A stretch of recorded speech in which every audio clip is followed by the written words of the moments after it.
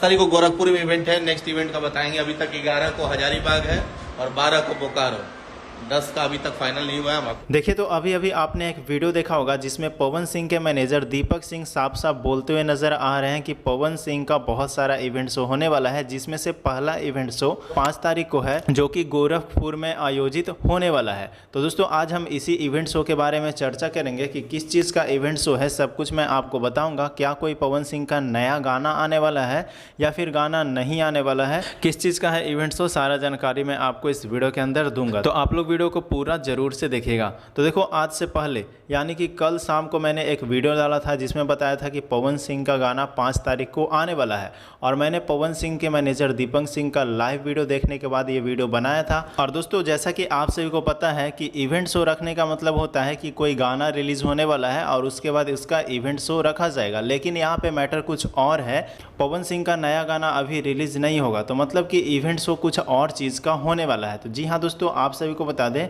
कि पवन सिंह का जो इवेंट शो रखा गया है गोरखपुर में, वो कोई गाना का इवेंट शो नहीं है, बल्कि कोई प्राइवेट कंपनी के द्वारा भूमि पूजन कराया जा रहा है। कोई कंपनी बनाया जा रहा है, उसका भूमि पूजन हो रहा है और उसी में पवन सिंह का इवेंट शो रखा गया है। तो मतलब कि दोस्तों पवन सिंह का नया गाना 5 तारीख को रिलीज नहीं होगा। तो दोस्तों अब गाना कब रिलीज किया जाएगा इसका कोई भी खुलासा अभी तक नहीं किया गया है। बस आप लोग से यही कहेंगे कि आप लोग बस इंतज़ार कीजिए कल इवेंट शो का। कल इवेंट शो में हो सकता है तो पवन भैया कुछ अनाउंस कर सकते हैं गाने के बारे में। बाकी आपको वीडियो अगर अच्छा लगा हो तो वीडियो को लाइक करके शेयर कर दीजिएगा, ताकि पवन सिंह के तमाम फैंस के पास ये वीडियो पहुंच जाए और सभी को पता चल जाए सच्चाई के बारे में।